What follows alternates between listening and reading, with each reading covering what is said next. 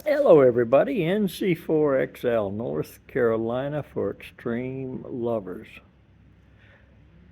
Haven't done a video on my thoughts or things like that in about a week or so. I guess I'm getting slow and old. I'm going to share something that I seen a post on Facebook which triggered a thought process. So I'm going to share it with you, and hopefully for those of you that are listening to it, it will make sense to you, and it's something shareable to other hams. Any comments that you have regarding this video, if you would post them on What I Did on Ham Radio Today's page. And if you're not a member of it, look it up or ask me, send me a message, I'll send you the URL. It's a page where if it's amateur radio related, your activities, your experimenting, your testing, your questions on equipment, whatever, it's there for you that you can post it and not somebody scrutinize you and say you can't do that. So, here's the thought process. When I, as an activator, and I'm addressing this to hunters a lot, so hunters, please pay attention, and if you're a hunter slash activator, see if you agree or disagree. I'm on the East Coast, so everything that I'm going to state reflects what I have had the opportunity on the East Coast. Not the Midwest, not the West Coast, not the South, not up into Canada, okay, but here. And it's called propagation, and it's called band usage. You see me promoting a lot on my Parks on the Air, 40, 20, 17, 10, 12, 15. I don't run on 80 because I don't have an 80 meter antenna. I have a 75 meter resonator, but most of the time I'm too excited working the other bands that I don't do anything with it. Maybe on a field day type event or support your weekend event type thing, I might operate that way. But anyways, if you're an activator, you will watch other activators in your part of the country and what bands they hop on, what section of the band that they're going to try to get their contacts. If you're there for a short run where you're running a ham stick and you only got 20 and 40, again, dictate the time frame in your area where the band is propagating for you. I put the NFED up. I look on the spotting page. Thank God for the spotting page. It gives me a direction. If I see everything spotted on 20 meters, I might have started my day late. The band propagation is totally out of whack from what I'm used to here on the East Coast. But if I see a lot of activity on 40 meters, then I'm late. I should have been there an hour earlier to get the start of it. But this is for me, myself and I. All three of us agree. I'm going to start on 40 meters. And I'm going to work it until it shuts down. If I'm out there activating, don't send me a text message, hey, I'm on 20 meters, hey, I'm on 17, hey, I'm on 10 meters, because I'm not going to pay attention to you. If I'm already in a pileup, I'm not going to shut my pileup down for anybody. And I would not expect anybody else to shut one down for me. That's where I have to dictate where I'm going to follow and or where I'm going to go. When 40's done, for me on the East Coast, the time that I start, And there's an important word, the UTC time in whatever area you're in. If you're in the Midwest, 40 meters is not quite opened up yet at 1300 UTC time, even though you're up and about. It might still be 20 meters that's operating long for you. 75 meters is probably working great for you.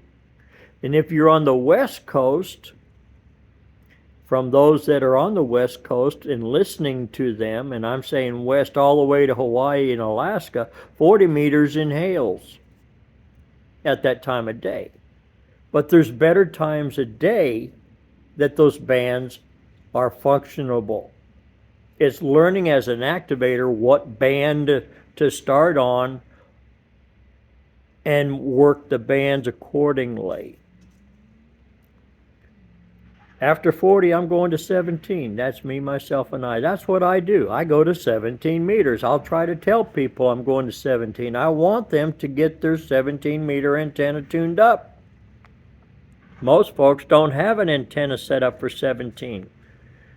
I use a homebrew dipole in a sloper configuration. And it could be up 25 feet, 35 feet, 45 feet. And it works fine. But band propagation controls a lot of it. But if we don't go there and at least try, we're not going to get anything. From 17, I'll stumble back to either 40 meters, not 40 meters, 20 meters, and or 15, and or 10, and or 12 meters. And again, the spotting page is going to guide me as a guide at the time of day that I'm looking at. If I see activity at 1700 UTC on 15 meters and I haven't got there yet, I'm going there. Again, I'm on the East Coast. If the spots are showing Midwest or West Coast, that's going to change my thought process.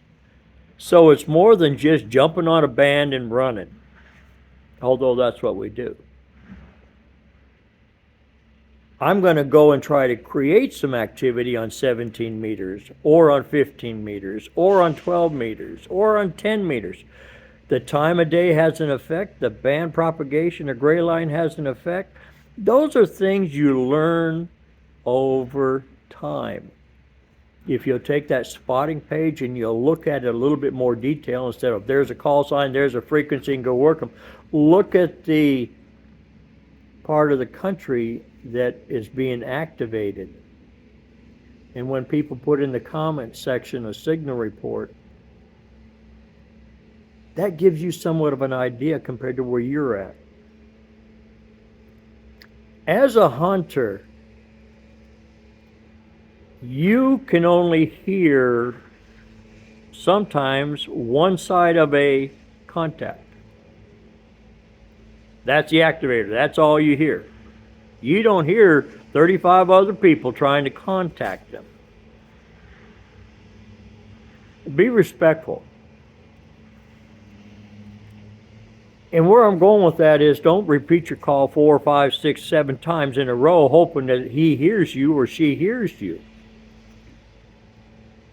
You can't hear anything, so one or two things happening.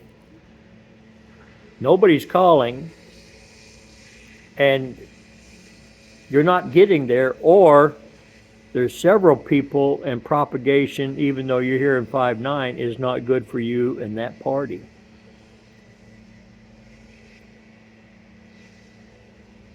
Propagation across the United States it's really hard to predict for any of us. But when it's open and busted wide, we go have fun. Same thing when it goes across the pond. When I get over to France and hook up with Gene. When I get up into Poland and I'm talking to Chris or Stuart over in England. And now more and more activity is coming on 17, 15, and 10 for DX. I really enjoy it, but I'm still learning when the propagation's right. And every day it's not going to be the same. It changes. So hunters, understand that an activator is listening to 45 people all at once. If you're not getting in there the first round or two, sit back. Do you have a restroom there? You got some food in the fridge? Let the pile up calm down a little bit and come back.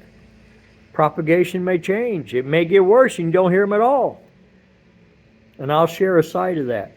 I used to hear James Mond and Todd and Shonda every day on 40 meters in the evening time like they're sitting next to me. Now I'll hear them 5.8, 5.7, and they'll dwindle down to 4.4 and 3.3, and it's like, wow, what is going on with the bands? It's just propagation, folks, and none of us control it. We have to deal with it.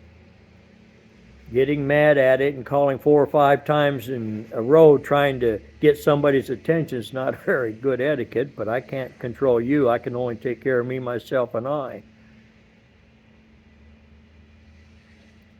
Look what time of day and the conditions are, and don't let it beat you up.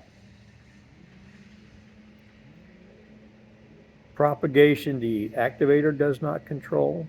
It can only, or she can only work with it. Propagation from the hunter side, we can watch it come in and we can watch it go out, just like listening to Eric in Hawaii. Let's bring up Hawaii. Let's bring up Alaska with Jeremy. And I've talked with Jeremy.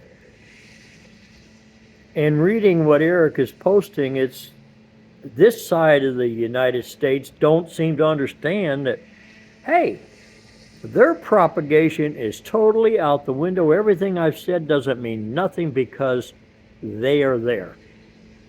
The types of antenna, the noise that they receive, where their antennas propagate to is totally different.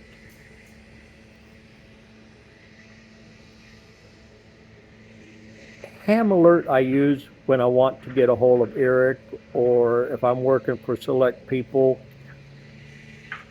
for repeat offenders and operator to operator, I'll put their call sign in, and then every time they get on there my phone goes nuts.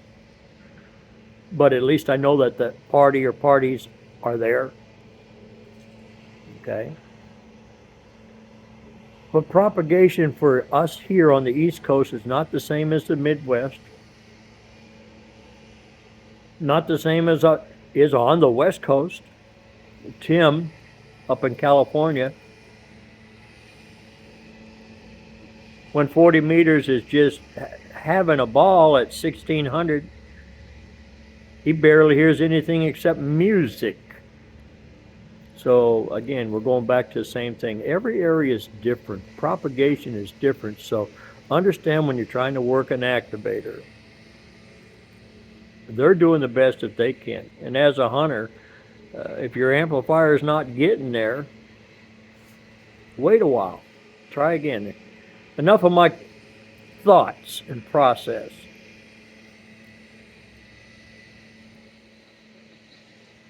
It is sometimes very frustrating to be out there trying to activate a park and not hear anything. And then there's times when it's frustrating where all you hear is everybody on top of everybody, not respecting anybody, all trying to be first and all that kind of stuff. Spread out your calls. If you work me, I'll work everybody I hear and can, as long as my health holds on. At the end of this video, if you've gotten down to this part, I'm going to ask you to keep me in prayers for Wednesday as I go in for heart catheterization. My get up and go lasts me about 3 hours and I'm done. I can't continue on because my abilities aren't there. And hopefully I can get that fixed so I can go out and last longer than 3 hours. But I appreciate each and every one of you that's taken the time to listen today. Just keep in the back of your head, propagation is nothing we control. All we can do is operate with what we have, whether it's antennas or power, radios, and just give it our best, but be respectful in giving it best. NC4XL, North Carolina for extreme lovers. I'm not. Just Dom, the darling old man, appreciating another sunrise. May God bless.